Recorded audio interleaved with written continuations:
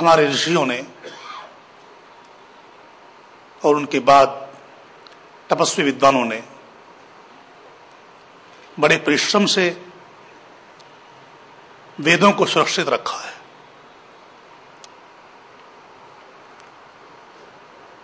वेद में उनकी तपस्या का, उनके परिश्रम का ही परिणाम था कि आज तक अन्य सब ग्रंथों में प्रक्षेप हुआ, पर वेद में कोई प्रक्षेप नहीं हुआ, हो नहीं पाया।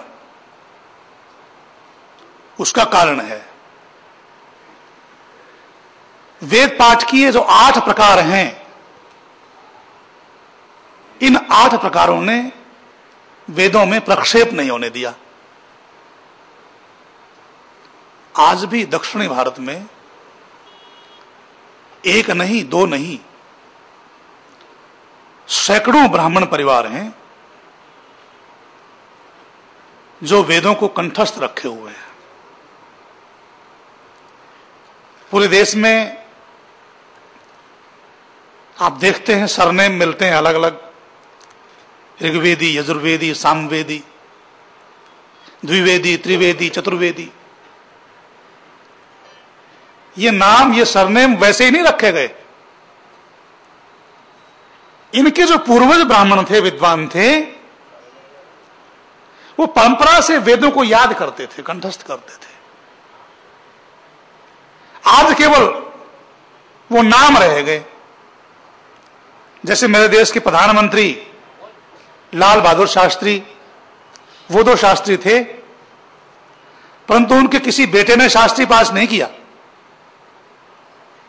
पर वो भी शास्त्री कहलाते। उनके पिता शास्त्री थे, उनका भी सरनेम शास्त्री हो गया। तो हमारे पूज्य तपस्वी विद्वान ब्राह्मणों ने वेदों में जो परिश्रम किया था, जिसके कारण से कोई चतुर्वेदी कहलाता था, कोई त्रिवेदी कहलाता था, कोई द्विवेदी कहलाता था, आज उनकी संतानें भी उन्हीं उपनामों से, संबोधनों से पुकारी जाती हैं। कितना अच्छा हो जो ये उपनाम लगाते हैं, उस परंपरा को अपने जीवन में ढालें। कल हम चर्चा कर रहे थे कि मनुष्य का 5 प्रकार का जीवन है। व्यक्तिगत जीवन, पारिवारिक जीवन, सामाजिक जीवन, राष्ट्रीय जीवन और वैश्विक जीवन। व्यक्ति केवल अपने लिए नहीं है। व्यक्ति व्यक्तिगत रूप से कोई भी कार्य करता है, उसका प्रभाव पूरे परिवार पर पड़ता है, और परिवार की गतिविधियों का प्रभाव, उसके प्रभाव से, उसके सम्मेलन से समाज बनता है, बिरादरी बनती है। समाज की जो भी गतिविधियां होंगी, उससे राष्ट्र बनता है, उसका प्रभाव राष्ट्र पर पड़ता है, और राष्ट्रों का प्रभाव पूरे विश्व पर होता है। और ये सब एक व्यक्ति, इकाई, सब व्यक्तियों से मिलकर पूरा विश्व बनता है। और मैंने कहा था कि हर व्यक्ति की 7 मूलभूत आवश्यकताएं हैं, उनमें एक और जोड़ लें। जल, वायु, भोजन, वस्त्र, आवास, चिकित्सा, शिक्षा, और 8वीं व्यक्तिगत न्याय।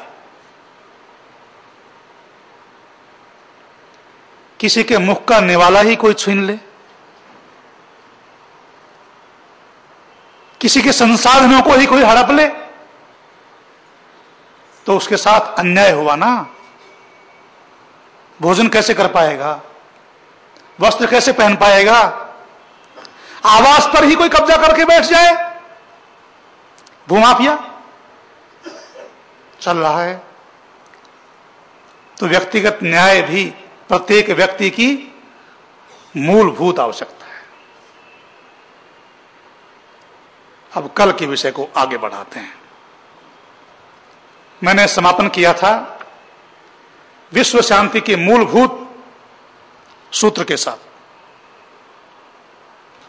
विश्व शांति का मूलभूत मंत्र, उस पवित्र वेद मंत्र को आप सभी मेरे साथ बड़ी श्रद्धा से दोहराएंगे। ओम यस्तु सर्वाणि भूतानि आत्मन्नेवानु पश्यति सर्वभूतेषु चात्मानं ततो न विचिकित्सति।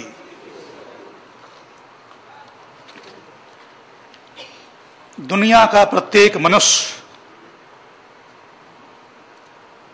केवल जीना ही नहीं चाहता, अपितु और कुछ भी चाहता है। ये 8 मूलभूत आवश्यकताएं पूरी होने के बाद भी व्यक्ति की कुछ इच्छाएं होती हैं।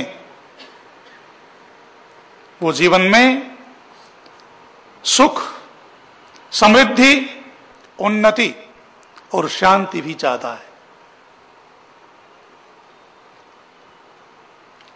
आप में से कितने ऐसे लोग हैं जो सुख नहीं चाहते? हाथ खड़ा करें।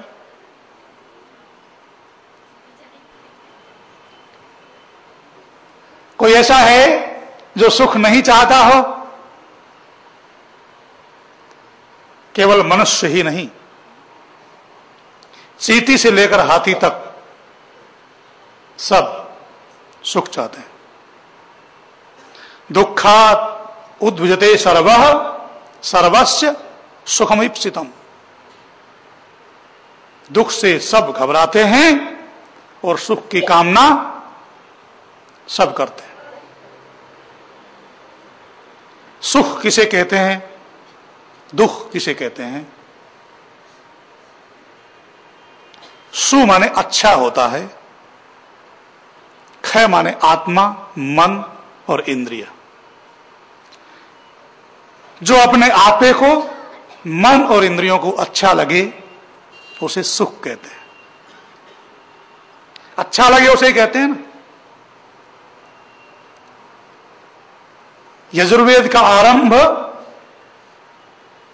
सुख की प्राप्ति के लिए उस भावना से हुआ है।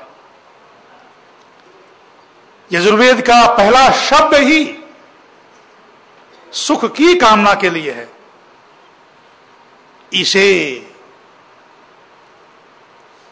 इसे त्वोर्जे त्वा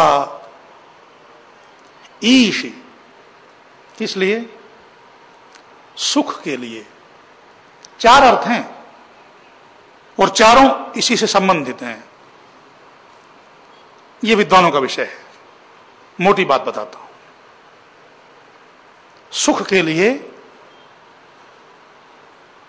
और बल पराक्रम ऊर्जा के लिए मनुष्य परिश्रम करें। श्रेष्ठतमाया कर्मणे, ताकि उनका जो भी कार्य है वो श्रेष्ठतम कर्म बन जाए। उस श्रेष्ठतम कर्म से वो सुख प्राप्त कर सके। आस्तिक हो चाहे नास्तिक हो, सब सुख तो चाहते हैं। हमारे यहां आस्तिक और नास्तिक की बड़ी विचित्र परिभाषा की गई है वैदिक दर्शन में।